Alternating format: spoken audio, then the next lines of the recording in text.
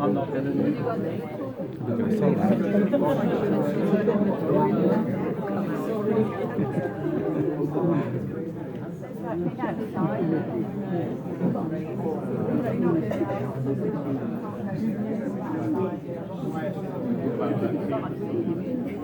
Yeah, get in.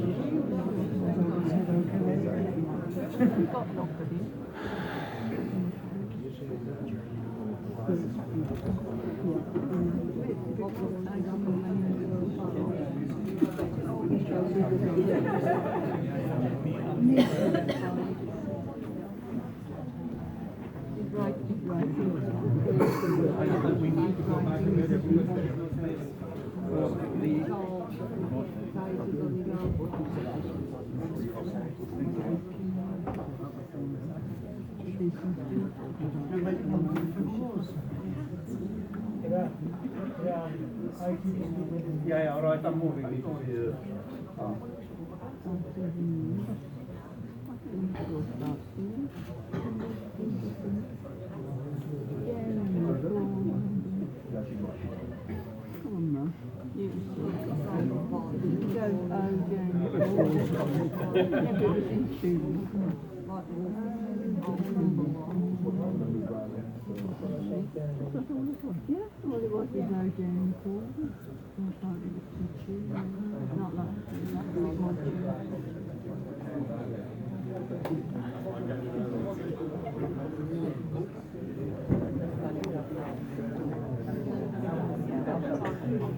That's what you do, you interview them, innit?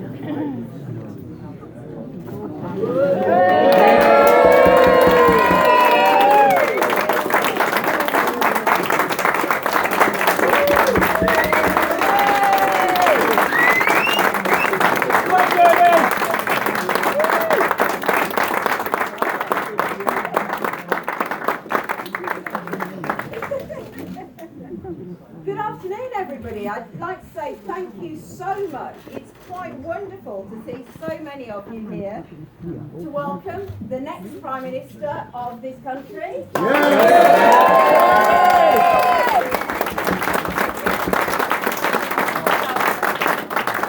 Very, very briefly, I am an extremely lucky woman. I'm an extremely lucky woman because I was born in Dudley. The reason why you are lucky to be born in Dudley is because it's a great place, it has fantastic people, and we even have a castle. However, at a very young age, I also learned that not everybody has the same chances in life. Not everybody is born with the same amount of good fortune. Some people get a better deal, not because they work harder, not because they deserve more, but because society is geared to looking after them, to looking after the few and not looking after the many. And that is very, very, very wrong. The Tory party wants to look after those who already have good lives and make their lives better. That is not what we are here for. We are here for something very, very different. At the age of 18, I joined the Labour Party, a party that is committed philosophically to being equal and fair to everybody in society. Here we have a leader who not only believes in equality and fairness, he has spoken often and repeatedly about it. He lives his values. He has stood for what he believes in and for all of his life. And now he is standing up for Dudley and he is standing up for all of us. So ladies and gentlemen,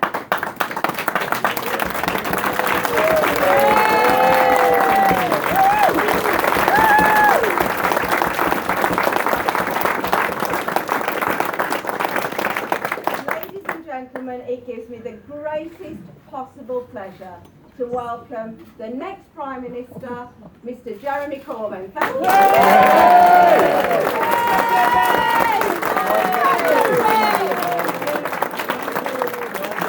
Thank you so much, Melanie, and your other good fortune is to have the same name as your constituent.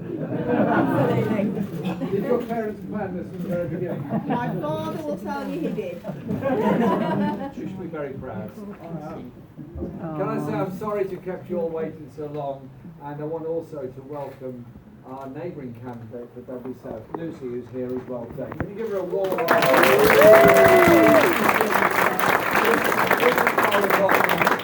We'll also be fighting the election to win. I'm sorry we kept you waiting because we were over in Birmingham doing the launch of this, our manifesto for the general election. This is the one. It's time for real change, and that's what I believe this election is about. Our manifesto was immediately challenged by many in the media as saying it's too expensive, it's too big, it's too demanding, it's too radical. I would simply say this. In 2010, this country got a coalition government with Liberals and with Conservatives. That government immediately brought in a budget which imposed austerity on every local authority in the whole country, which froze benefits and froze wages, and has de-invested in our society all over Britain.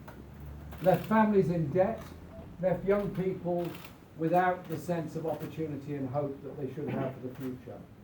Left children in primary school with oversized classes and exhausted teachers and a lack of teaching assistants.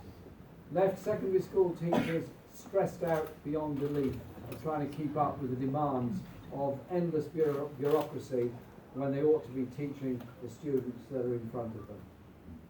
Left those that have gone to university with debts of £50,000 and £60,000 because they got an education. Left those that are living in the private rented sector without the security of knowing they've got a home for life, or the ability to save enough money to buy somewhere because they're paying so much in rent. And so many other places, jobs have been lost and communities devastated. So one of the journalists said to me, well, what's your approach to modern Britain? I said this: I travel all around the country all the time.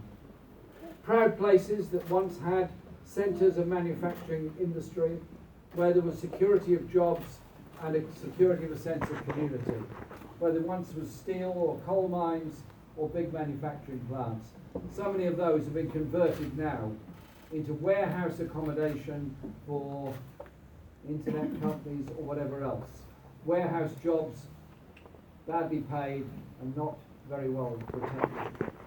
High streets, where the shops have closed and been replaced with roller-blind shutters covered in graffiti and payday loan shops on them.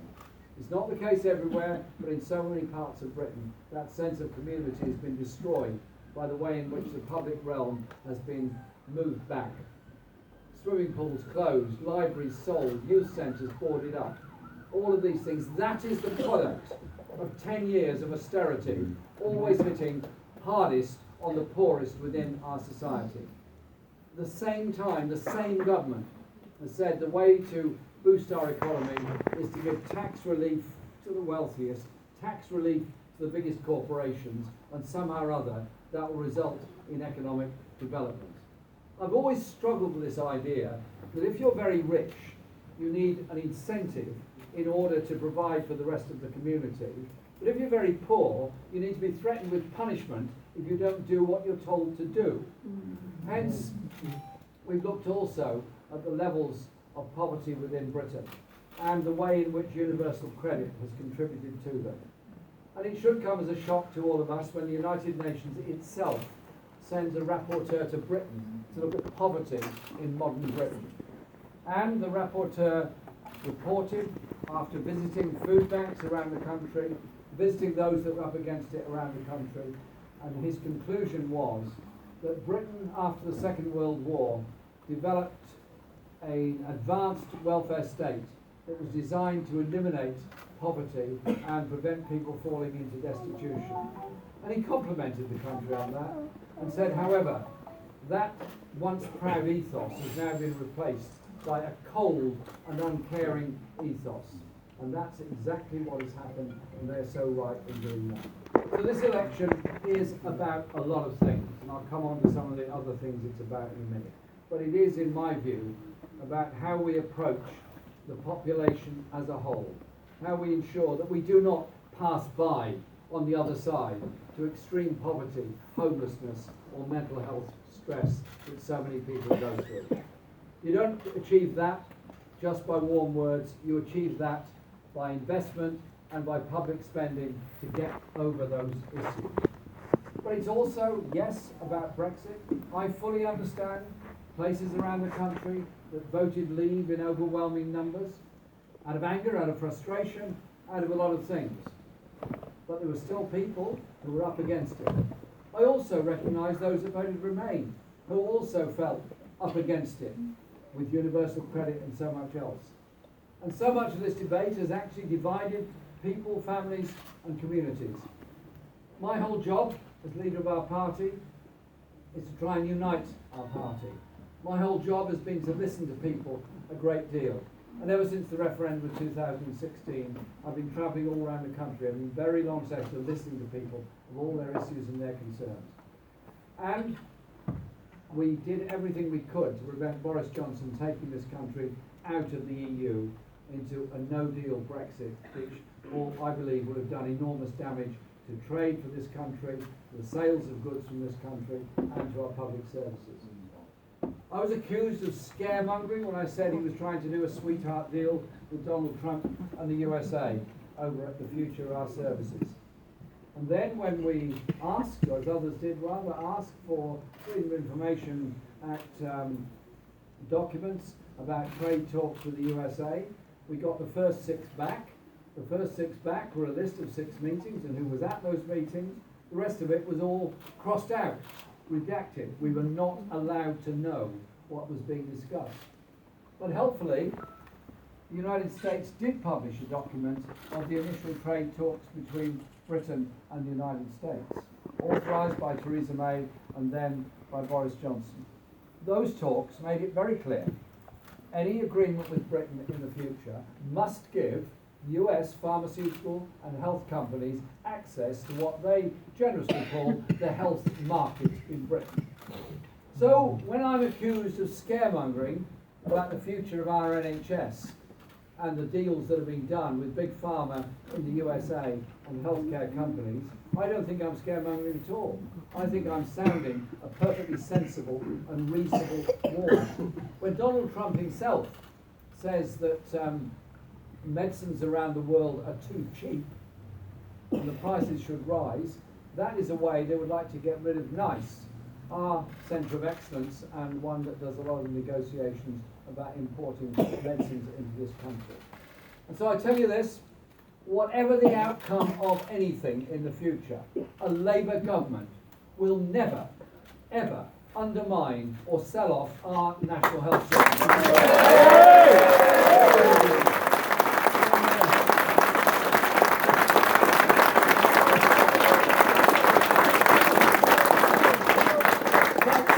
It's not for sale, and we will not allow that to happen. I'm proud of our NHS, I'm proud of the principles behind our NHS, but I'm sad at the way it is so underfunded and there's so much stress amongst those that work within the NHS.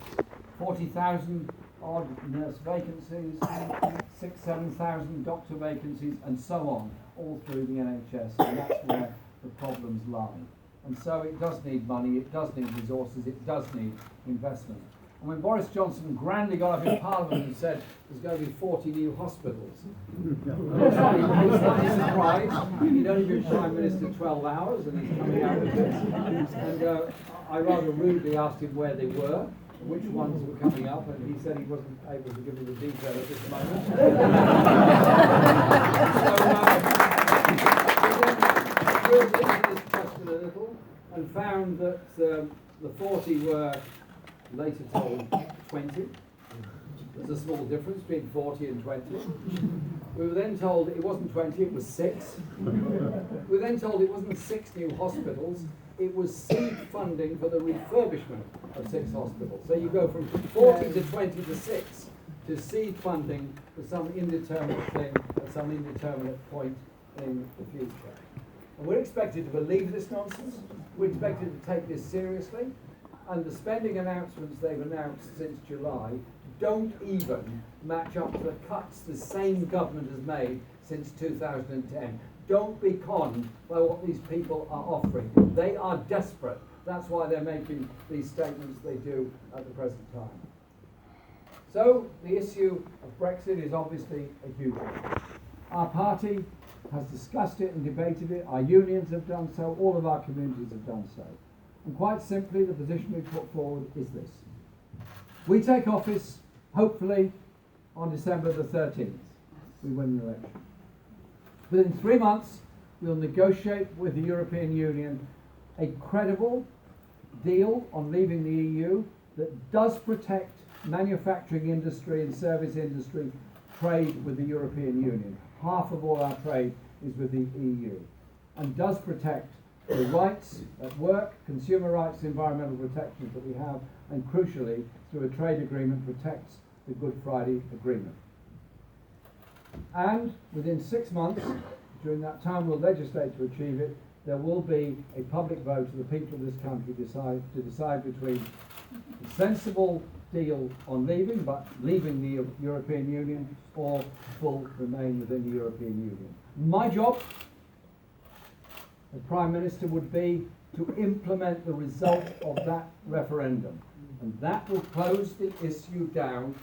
Leave or remain, we will carry it out, but we will not destroy our industries, destroy our public services, or destroy our relationship with all our neighbours as a result of that. I realise no one thing will please everybody.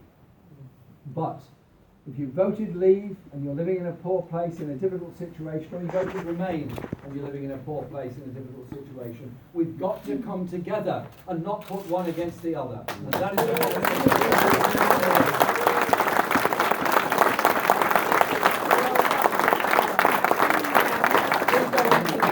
the election campaign with confidence in the strength and organisation of our party, strength and confidence of what we can achieve.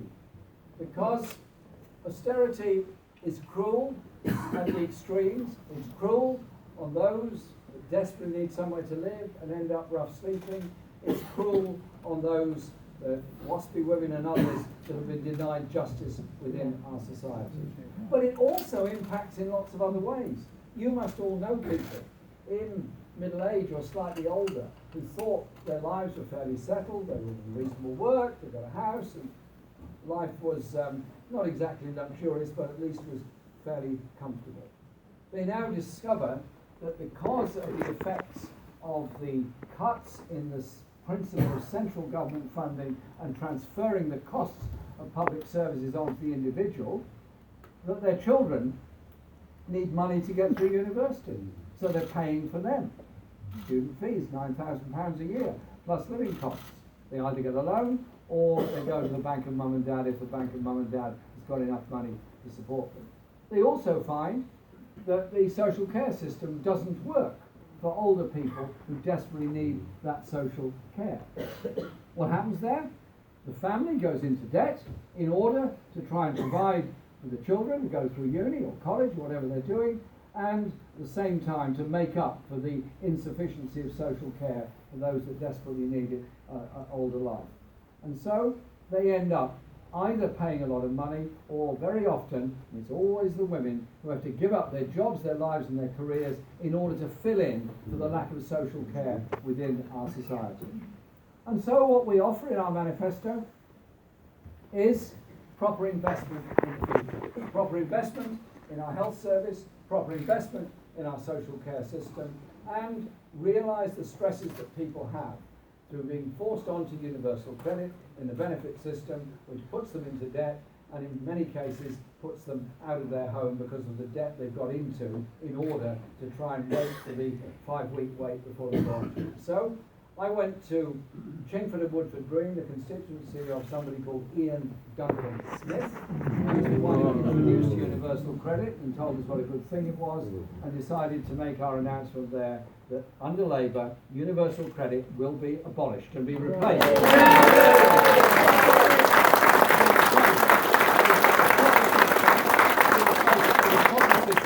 Of social security, and that is exactly what we will do. So it is about how we build our society, it is about what we achieve.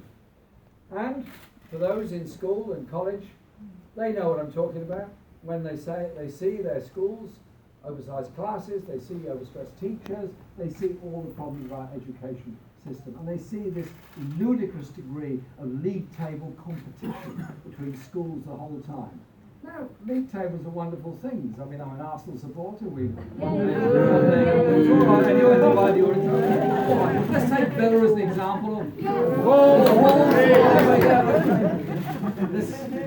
I'm not quite sure where this is going to end up. But I think you understand my point. That a league table in football is great. That's why we follow football. That's why we love football. It's exciting. It's nice. But when you start doing league tables of schools, when you start doing league tables for students in schools, when you start doing league tables of achievements in school, for those that are doing well, it's wonderful. Yeah, it's great. Top of the league, great. But there's a downside to it. The downside to it is that pressure. The downside to it is the increased number of school exclusions. The downside to it is the number of students that don't get the help and support they should, because either the school is under-resourced or it's concentrating too much on too few of its students. And so our policy for education is to create a national education service which will guarantee cradle to grave education as a right, not a privilege, not a commodity, a right to know and a right to learn, and taking it through the age range, 2 to 4-year-olds, free nursery places, primary schools properly funded. I mean, the government brought in what they call the fair funding form. I'm in favour of fair funding. I think everyone in this room would be. Until I realised it was copied from 1984 by George Orwell, and it didn't mean fair funding at all. It meant the very opposite. It meant unfair funding, but it was called fair funding, therefore it was okay. It was nonsense. It was just taking money away from schools. So, yes, we'll fund them properly, and end the indignity of head teachers having to raise money just to keep the schools going. And parents, of course they want to support their school. We all want to support our school. But if you live in a fairly wealthy area and you've got a bit of money, You don't mind giving 50 quid to the school, you don't mind giving 100 quid. Yeah, okay, good. Want to support the local school. Over time, that school will have a lot of parental support and will get the extra stuff it needs, the musical instruments, the trips and so on and so on. The school in the poorer inner city area hasn't got parents with that kind of money, won't get those kind of donations, and will become poorer and poorer. The kids in the rich school and the kids in the poor school both deserve the same, i.e. a fully funded, fully supported, publicly paid for education as a right.